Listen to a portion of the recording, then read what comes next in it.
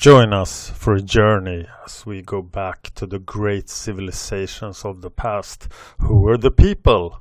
What were they like? How did they begin? And how did they end? Let's find out on episode 86 of the Fan of History podcast, Suetonius.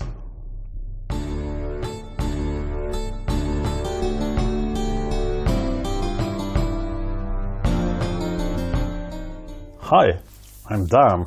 I'm the Fan of History.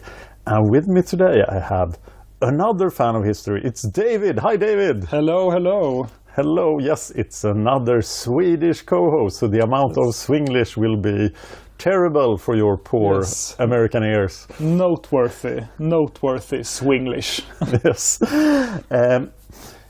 And I talked to David. We have worked together in my Serial Killer podcast, which is in Swedish. David has been writing scripts and appearing now in 2 episodes. Yes. And I discovered that David was interested in history. Tell me more about that. Yes, I have a big interest in a lot of things, but especially literature. And lately I've been really getting into ancient literature. Yeah. For instance, I think it was last year I read the Epic of Gilgamesh. Oh, which you can find some videos on the Fan of History YouTube channel. Yes. So, yes, I'm very interested in ancient literature.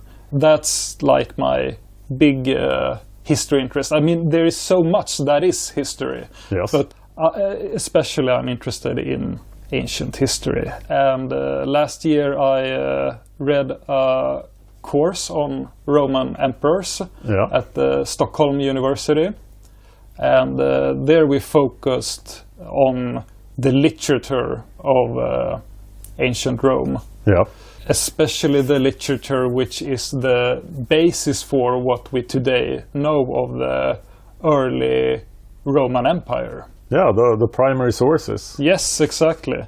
So we read a lot of things, but mainly we read Suetonius and Tacitus, which are the big 2 names when it comes to ancient Rome and its written history. Yeah, so today we're talking about historical literature about history. Yes, exactly. Yes. It's a double dip. When I started Fan of History, I sort of expected to do the chronological narrative, and as I started in 2014, I suppose that I would be at about the Roman emperors now, but we're still in the 690s for the narrative. So this is a look ahead to the times of the Roman emperors. Yes. But to understand that, we have to understand Suetonius. So he's the subject of today's show. Yes. I think maybe we should start with a short biography on Suetonius and learn more about who he was. Yes, please. Although there isn't very much information, but we will use what we have. He wrote more about the emperors than he wrote about himself. Yes, exactly, and there is more written about the emperors than about him. But we have some small sources here and there which piece together paints some kind of picture of who Suetonius was. Yeah. When talking about old authors like Suetonius, it can be a real hassle to pinpoint exact dates, but Suetonius was probably born sometime between 65 and 70 Anno Domini AD. If this is right, it means he was born into the world during the reign of one of Rome's most notorious emperors, Nero. Good old Nero. Yes, good old Nero. He was in power from 54 to 68 AD. So Suetonius would have been a kid during this time. Yeah. A very small kid then if he was born in 65. So. Yeah, exactly. He was 3 years old when Suetonius fell then, I guess. Yeah. Nero fell. Yeah, when Nero fell, exactly. But we know very little about Suetonius' younger years and as a young adult. But from what we know about his later years, we can assume that he was born into a wealthy, or at least something like an upper middle class family. Something like then that. you can probably expect his upbringing to be somewhat standard for an upper middle class family. Yeah, exactly. It wasn't a starving family or anything like that. No. They had a house, probably some servants and stuff like that. So Slaves, exactly. And then he would have become an adult at 14. Yeah, exactly. People did. Begin early. But the time when we start to get some real information on Suetonius is around the fall of Emperor Domitian, and that is 96 AD. And then Suetonius would have been something like 25 years old. Yeah. And from around this time we have letters that were written between Suetonius and another great Roman author, namely Pliny the Younger. That is amazing that their correspondence has survived 2,000 years. Yeah, that's very interesting. I mean, it's really arbitrary what has survived and what hasn't in many cases. Absolutely. So, like you can read about this great work which should contain a lot of interesting information, but it just hasn't survived. But we have letters that speak about the big work. So Suetonius says to Pliny, "Have you read this?" And Pliny says, "Yeah, it's great, and we can't read it." Exactly. But so let's talk just a little bit about Pliny the Younger. Please do. Yeah, he was a lawyer who had been elected quaestor in his late 20s. This means that he was highly likely closely involved in Roman politics and the machinery behind the curtain and so on. From letters sent between Suetonius and Pliny the Younger, we can gather that Pliny was something of a tutor for Suetonius. So during the year after the death of Domitian, that is 97 AD, one of the letters from Pliny to Suetonius tells us that Pliny had succeeded in making a nice deal on the price of a farm for Suetonius where he would be able to relax. And I read in some sources that this farm where he could relax was supposed for Suetonius to relax after his hard work on writing stuff. But I mean, it's so strange because to me it sounds like an arrangement for someone who is into old age, and now I'm going out on the farm just to relax and live out my last years. But I mean, to me it sounds like he is really becoming a sponsor of Suetonius. That I know that this Suetonius guy can write, and if he has this farm where he can relax, maybe he will write more. Yeah, it might have been that kind of arrangement. But that's, it sounds extremely upper class from Pliny. Yeah, exactly.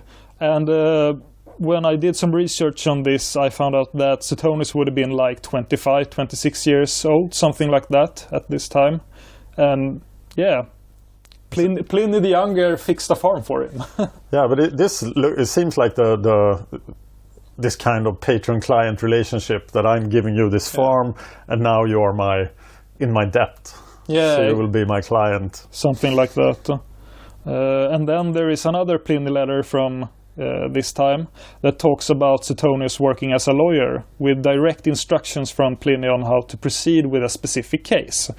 Well, yeah, it's hard to say if this was something Suetonius just dabbled in for a short while or if he made a career as a lawyer, but he certainly worked for at least a short time as a lawyer. Yeah. So, I mean, he was someone.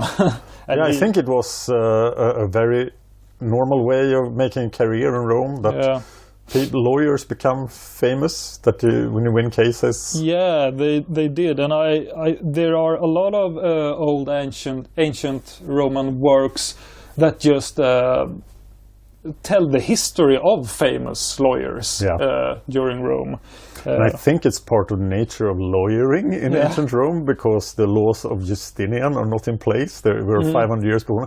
Yeah. So there are some written laws, but it all comes down to the rhetoric ability of the lawyer. Yes, exactly. And ancient Rome was all about rhetorics and how good rhetoric you were. Yep. So that's the truth. There is now we're getting into a third letter from Pliny the Younger, and it's from 105 AD, when Suetonius should have been in his 30s. And in that letter, Pliny the Younger urges him to finally release a work of literature, which people have been waiting for a long time. But it is never revealed which work of literature this is. Maybe it's just any work of literature. It's like, I gave you this nice farm exactly. 10 years ago. Yeah, you haven't written anything yet. So Pliny is like, kind of teasing him. Yeah. It's time now, finally, or something. Whereas Suetonius is just hanging around on the farm having a great time. Yes, exactly. And then around 110 AD, 5 years later, Pliny the Younger wrote a letter to Emperor Trajan. Is that how you... Trajan, I Trajan. think. Yeah, that's the way. And Pliny asked Trajan for a certain perk to be given to Suetonius, and that is the three-child privilege. Okay. And there is some nice Latin term for this, which I can't remember right now. We're not a Latin podcast, so yes, exactly. But let's call it that. Yes, three-child privilege. This was a privilege which was given to Roman citizens if they had 3 children or more, which meant that they would be free of heavy taxes and have other economic perks. And Pliny the Younger describes Suetonius as a learned and sophisticated man in his letter to Trajan. Yeah, please note here that it's the opposite to modern China. It's like, please have 3 children so Rome can grow, and not you may only have 3 children. Exactly, it's like, please have 10 children. I have to mention Trajan, because Trajan is my favorite Roman emperor, and if I ever get to the Roman emperors in this podcast, you will hear me talk so much about him, because he is awesome. And during his reign, the Roman Empire is at its biggest because of stuff he does, and then Hadrian undoes. But there is a lot of letters preserved between Pliny and Trajan, which are extremely interesting, but we'll not get into those now. But keep that in mind for the 1/10th podcast in 2038 or something. We're all looking forward to that. But back to the three-child privilege. It's pretty obvious that Suetonius had some powerful friends because he got this three-child privilege, although he didn't have any children. At least to our knowledge, when he got this privilege, he didn't have any kids. But wow. From what I learned, this wasn't uncommon. I mean, this privilege was made for people who had 3 or more children from the beginning. Yeah. But then later on, it was like some kind of perky tutorship for noteworthy people, like you do this and you're kind of famous and you're good, so you get this privilege. You're as cool as the people with 3 kids. Yes, exactly. And that meant that you could live a kind of easy life, I guess, not having to pay so much for everything. So, in the old town of Hipporygius in Numidia of North Africa, an inscription has been found which tells us that Suetonius had been honored with a couple of priest titles, and these priest titles were common in Rome at that time. You could have like a dozen of them. There are many gods in Rome and many priesthoods, so just join as many as possible. Exactly.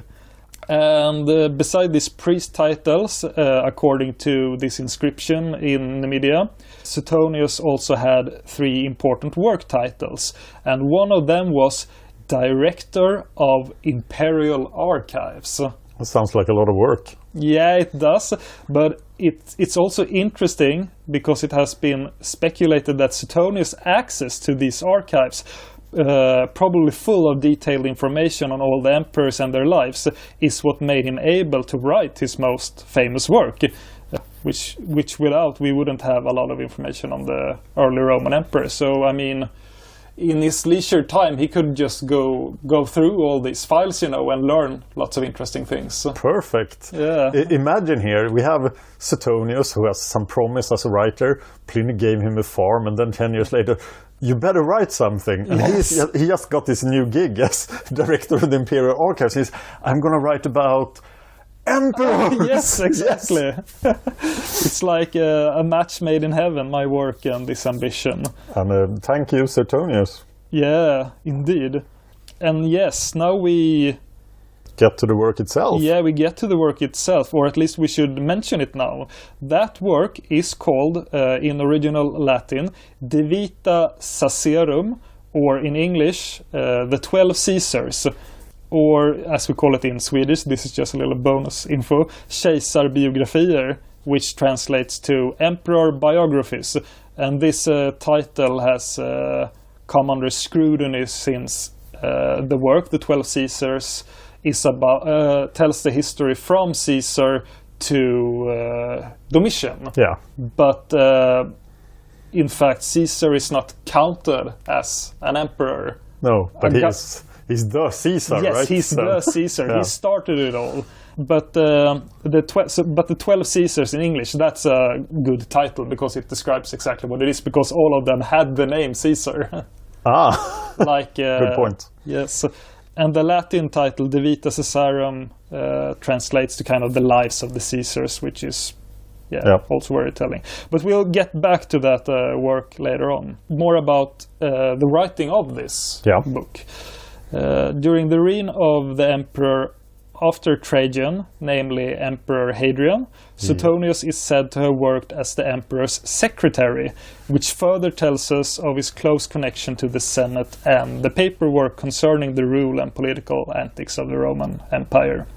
Hadrian is probably my second Roman emperor favorite, so oh god, Hadrian, yeah. Yes. Okay. Yes. So please proceed. Yes, I will, and I look forward to those episodes. It will be very fun to hear them.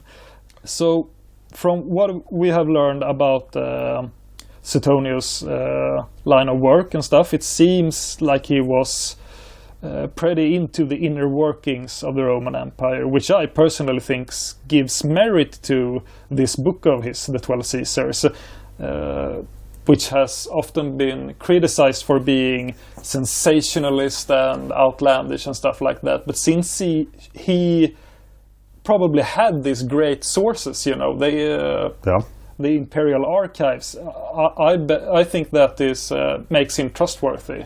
Tacitus is writing during the reign of Domitian, right? Or is he writing later? Oh God, I don't want to swear on it right now, but I think he is. He wrote his most famous work on the Julian-Claudian dynasty around the same time as Suetonius wrote The 12 Caesars. Okay. But I don't want to swear on anything right now. Yeah, but I'm thinking that like Hadrian is probably not too rough a master. If you want to write about old emperors, he probably cares a lot what you say about Trajan. Exactly. But not anybody else. I mean, maybe Nerva. Both Suetonius and Tacitus would probably not have been able to write their stuff under any other emperor, because they have said it themselves a lot of times that we're so happy to be living in times when we can tell our truths. During the time of the 5 good emperors. Yes, exactly. So we will get into the 12 Caesars, but first a brief mentioning of Suetonius' other works that have survived into our times. Suetonius wrote something called De Viris Illustribus, roughly translated as On Famous Men. Only fragments exists of this, and this work was something like a best-of, telling of the lives of noteworthy men in the fields of grammarians, rhetoricians, poets, and historians, and probably some lawyers as well, who were these rhetorics of which we have spoken. And he also wrote 2 works on Greek culture, namely Greek games and Greek terms of abuse, which I think is like Greek swear words or something like that. So interesting. Very interesting. But these 2 Greek-themed works were written in Greek, and they only survive in parts found in other old Greek books. I mean, there Suetonius is listed among a lot of other sources for these books. But now let's finish on the biography of Suetonius. He died sometime after 120 AD. And in 120 AD he would have been like 50 years old or something. But we cannot say for sure if we can't say for sure when he died. He wrote the 12 Caesars not long before his probable death. Yeah, so we know he wrote it in about 120 AD. Yeah, something like that. Yeah. Yes. And it's no surprise that we don't know when he died, as he himself wasn't the subject of biography. Yes, exactly. And, exactly. Not so important that anybody else would note his death. There's maybe a tombstone somewhere, but 2,000 years have passed, so... Yes, exactly. But, like, now truly we have been through everything that is known about Suetonius. So wow. His life doesn't really survive into our time, but luckily one of his biggest works does, and that is the 12 Caesars. Yes, and thanks to him we have this, and to other authors and the letters, etc., we have this great coverage of an era in history which is so much better than many eras after it. Yeah. We don't know a lot about what happened in the 6th century AD, for example. Yeah. But this period we know so much about. Yeah. And in we in the 12 Caesars we really get this colorful look on the Caesar and the 11 first emperors.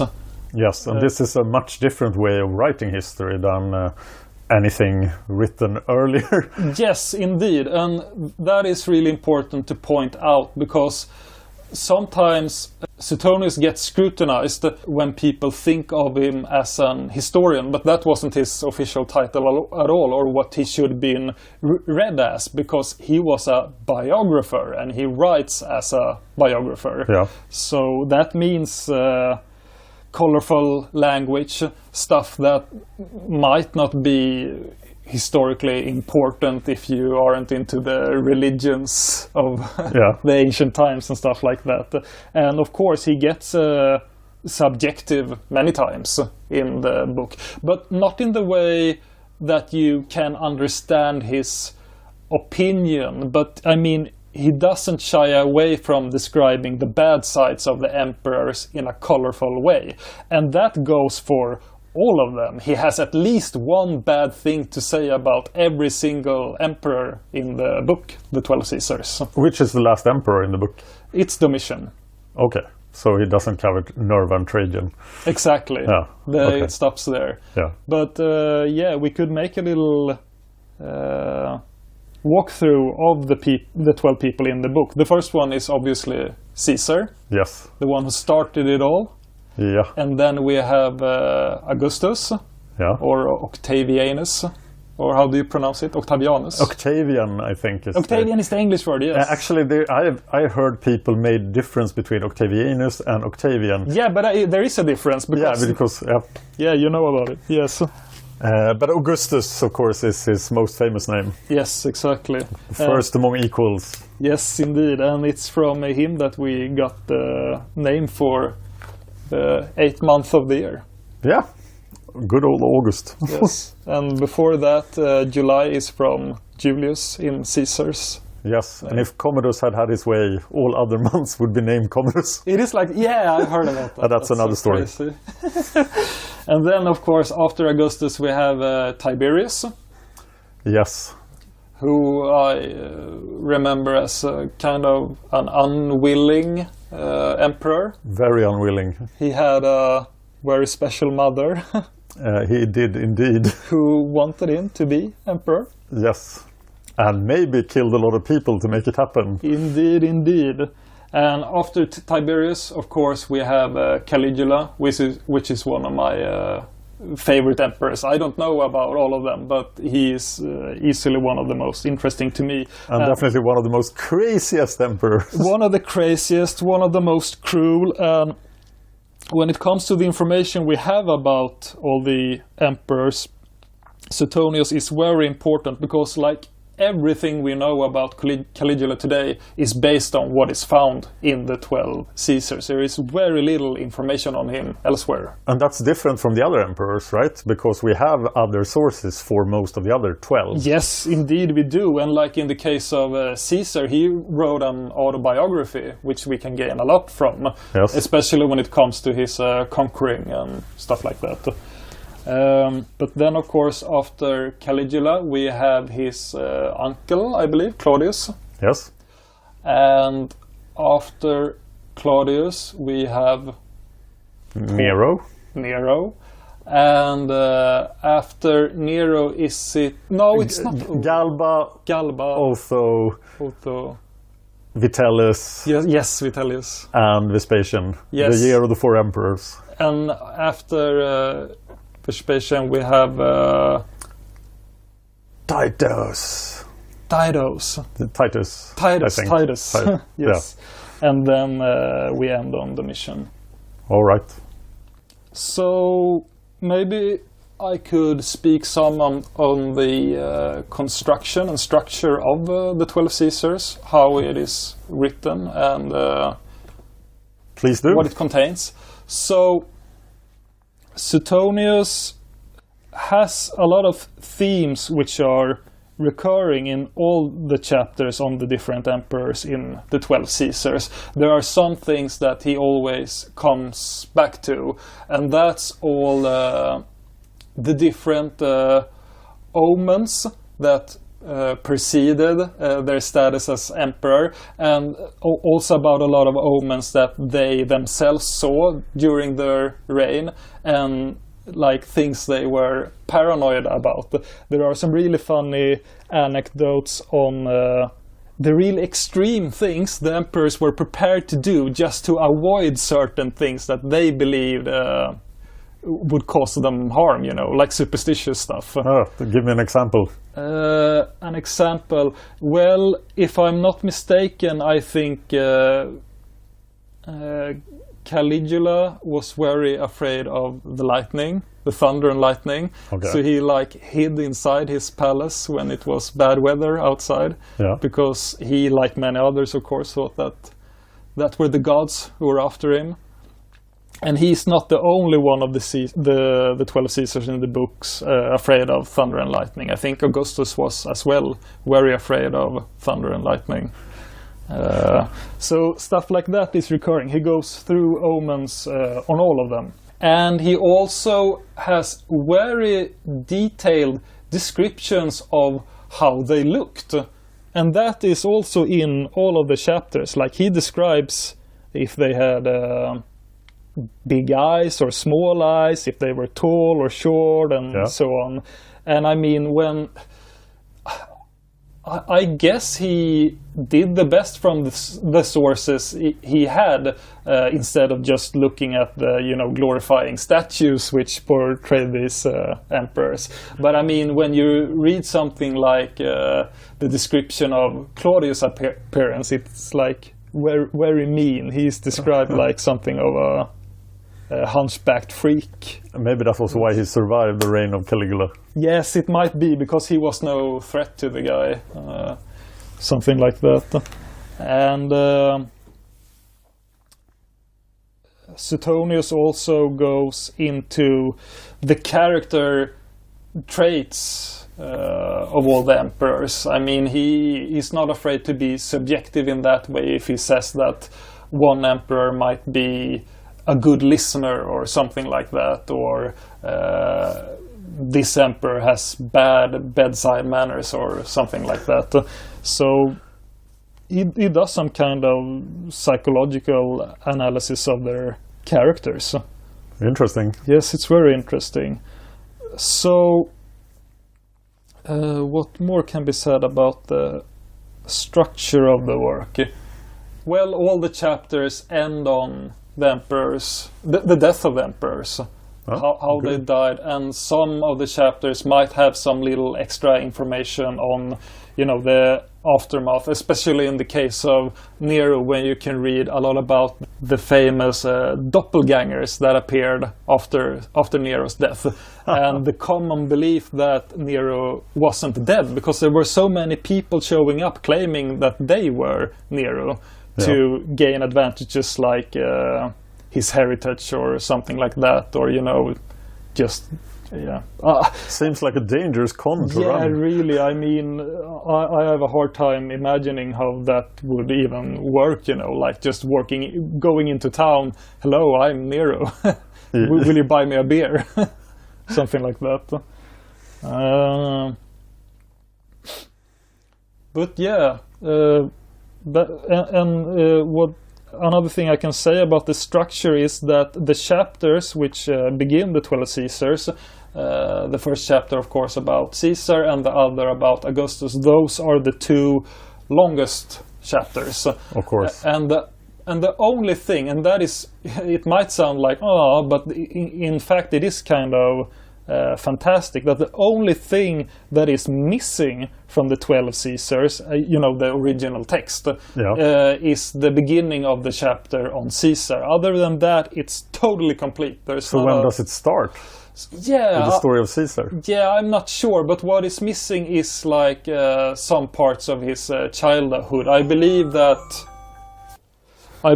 Caesar is somewhere in his early 20s when the chapter on Caesar begins, because I know there are stories of Caesar having to hide himself from... There is a lot of stories about Caesar before he was 20. Yeah, exactly. So, like, those you won't find in Suetonius. Interesting. Yeah. There is, of course, the Queen of Bithynia story. The pirates are before that. Yeah. The exclusion in Sulla's exterminations. Yeah, but how old was Caesar when he himself was captured by pirates? Because that part I remember from Suetonius. It might have been in his 20s, actually. Yeah. So that's possible. That's probably an early part then. Because that part of the Caesar chapter in the 12 Caesars tells about Caesar being captured by pirates and held for ransom. And he's like not in the least bit afraid of them at all, and tells them to ask for a higher sum of money and stuff like that. And in the end he is saved. And this is where I personally think Suetonius goes kind of crazy when he describes, like the awe-inspiring mercy of Caesar, because he doesn't have the pirates tortured or anything. They just get their throats cut. Yeah, exactly. There are no perverse tortures. I have to make a podcast recommendation here. Cameron Riley's podcast Life of Caesar has a wonderful episode on the pirates, so that's recommended. Yeah. All of the podcast great about Caesar's life. Yeah, man, that sounds very interesting. There's also, of course, the story about Sulla, where when Sulla is having his first great mass murder in Rome, and he's putting people on the list, and some influential people go like, no, not Julius Caesar, he's young. And Sulla says, I can see many Mariuses in this young man, but he gets convinced and takes Caesar off the list.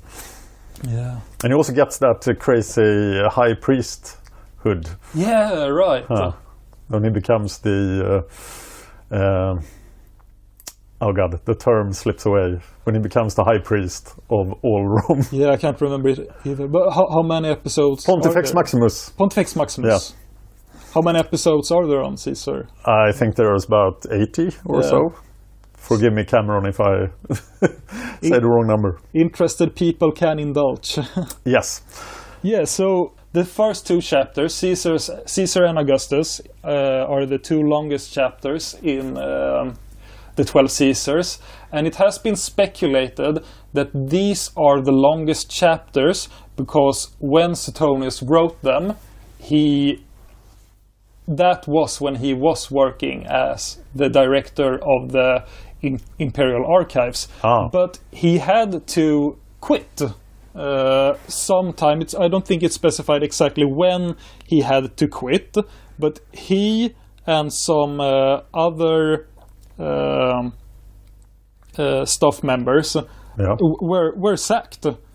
Okay, they were captains. Yeah, this Imperial Archive is costing way too much. I think the reason for them being fired is mentioned in not Suetonius' case, but in another guy's case, and that was that he had been like he had affairs with some woman close to the emperor, and he didn't like that at all.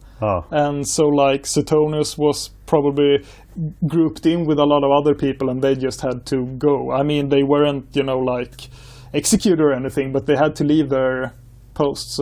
So it has been speculated that these first two chapters are long because Suetonius was at the place when he wrote them and could write a lot directly from the papers in the Imperial Archives. But then the other chapters are said to be short because he wrote them just from his memory or from lesser sources that they had. So the chapters on Caesar and Augustus have a lot of quotes, direct quotes, and pretty long quotes, and the other chapters have far less quotes, and they are always shorter. Yeah. So that's a shame then. We wish he would have stayed in the Imperial Archives. Yes, exactly. But if that's true, the man had a really excellent memory. Because there is still a lot of information on the emperors after Caesar and Augustus. And looking at the amount of material that has survived from Caesar's time, there is a lot today. So there's probably a lot out in the open as well. Yeah, it would have been, I guess. So what more can be said of Suetonius' style? Well, earlier on I said that he was a biographer. Yeah. And I think that's important to remember because while Suetonius was a biographer, his famous counterpart Tacitus is considered to be a historian. And and in lack for better words, Tacitus doesn't have the colorful language of Suetonius. He is much more strict. It would be a lie to say that he is wholly objective, because he isn't. But he does not indulge in these small, anecdotal, interesting details that we find in Suetonius. So they are very different authors to read. But as I said before, Suetonius has come under a lot of scrutiny and been called a sensationalist and stuff like that. And you can't trust a single word that he has written because he was just a gossiper, like... He was just looking to sell copies. Yes, exactly. And therefore he told us about all these crazy things the emperors did. Which is probably why Suetonius sells better today. I think the 12 Emperors is a more popular work today than... I guess anything Tacitus wrote. And then I guess it's the translation by Robert Graves, who is the famous author of the books that the TV series I, Claudius is based on. I actually got the 12 Emperors as a Christmas gift from my ex-wife at some point. So it's in the in the room with us. That's really funny. I've only read the 12 Caesars in Swedish, but I would love to read the Robert Graves version too. I also read it in Swedish. Yeah.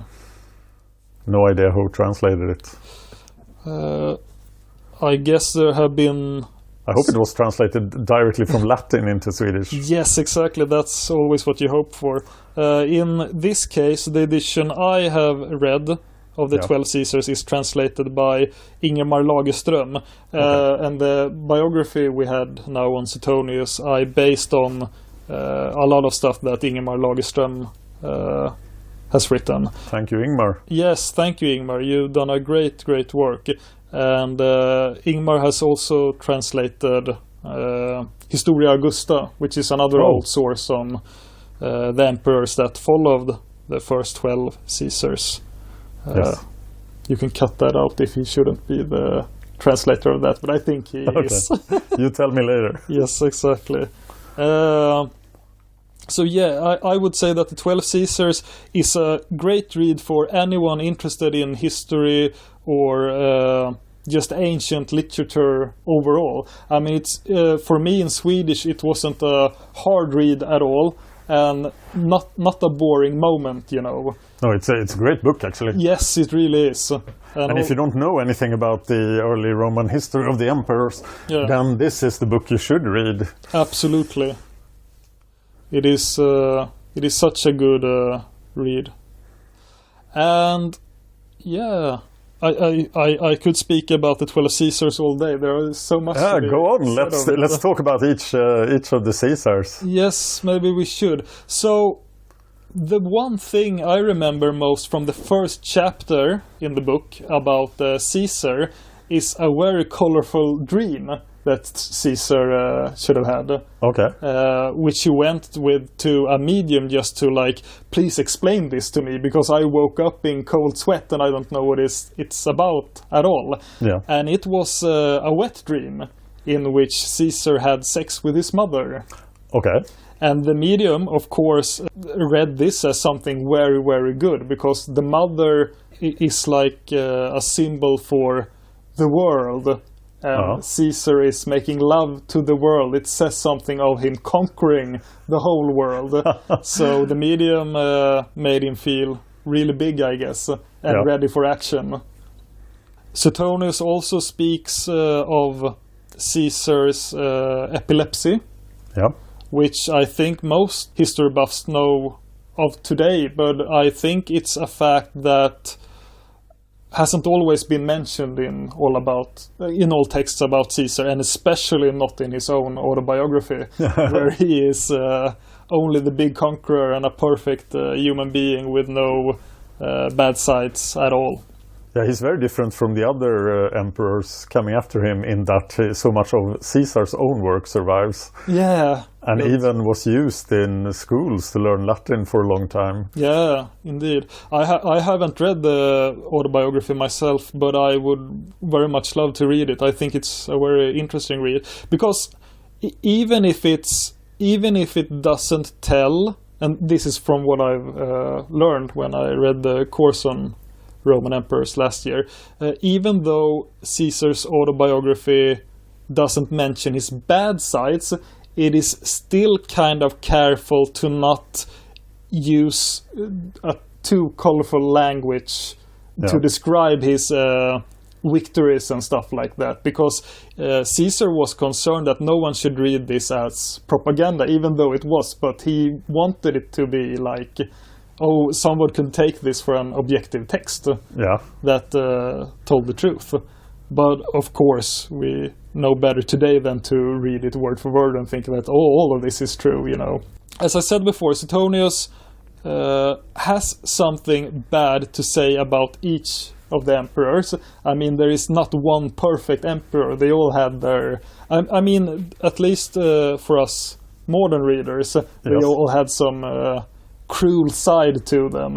And one of my favorite anecdotes from the chapter about Caesar is when it described his battling techniques when he was out in the country and conquering stuff. And he would come with his army, and they would stand on a hill or something like that, looking over the place, seeing the enemy, and they are like, before they are going to clash together, Caesar commands a special group of people, like, now you go out first, and he sent them out into the battle. And then he sent some other guys after the first group to take the first group's horses away from them, so they wouldn't be able to flee during the battle if things went south. Okay, so they better stay put and do their thing. Yes, exactly, because else they're dead. And I mean, that is so cruel. Very cruel. But it might have been effective, because Caesar was truly effective as a conqueror. Yes, obviously one of the best Roman generals ever. Yes, indeed, yes, indeed. Or at least he says so. Yes, and he did win a lot. Of course, he had Mark Antony by his side, who would also have been a really great military leader, from what I know. Yes. Yeah, but so on to Augustus. Yeah, what?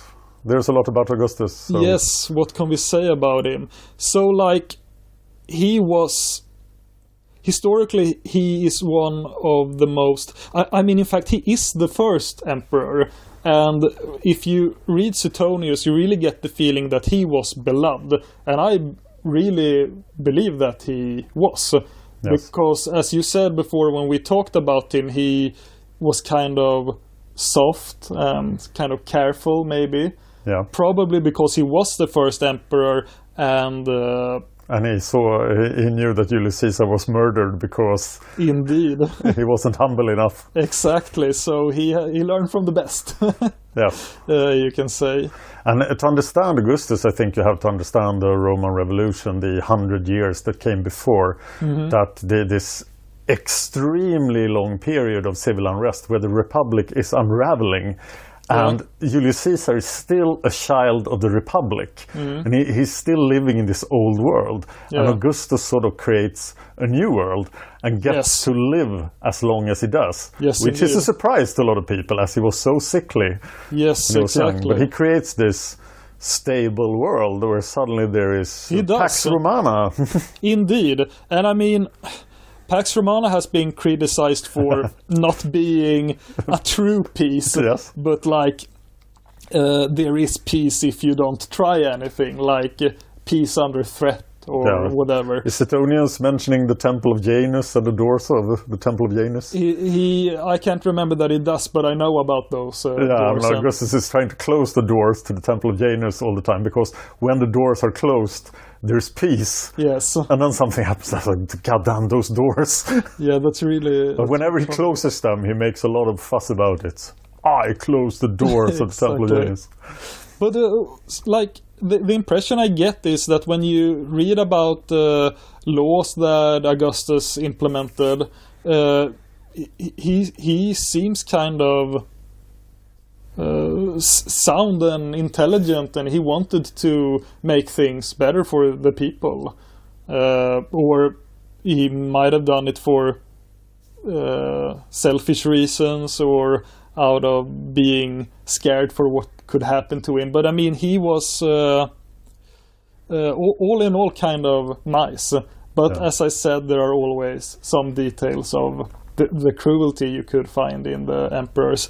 And one part of the chapter on Augustus describes his paranoia a short while, I think, after being appointed the title of emperor. Then he is very paranoid and thinks that everyone is out to get him, and he could like imprison and torture people for the slightest thing because he was so scared.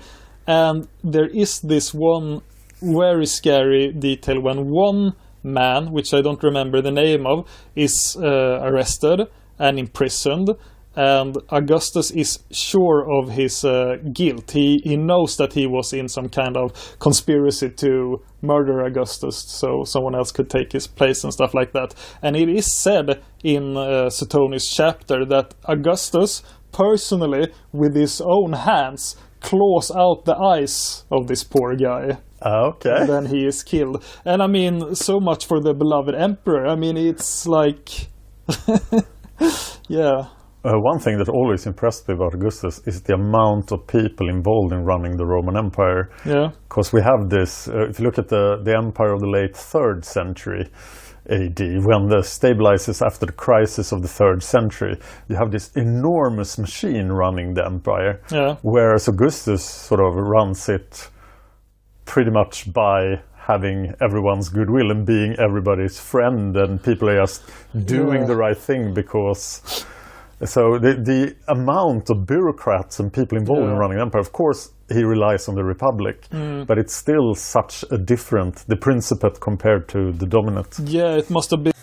And there I had to cut us off because the discussion went on for a long time. But we will continue with the rest of the discussion in the next episode.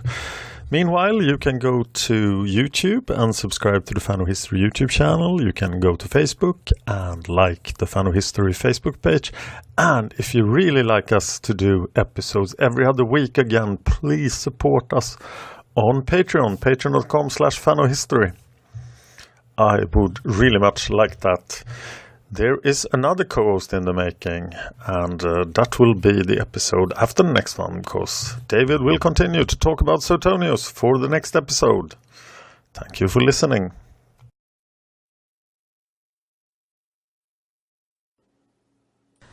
If you enjoyed this podcast, please consider supporting us on Patreon, patreon.com/fanofhistory. Just $1 an episode would help us out. Thanks, and see you next time.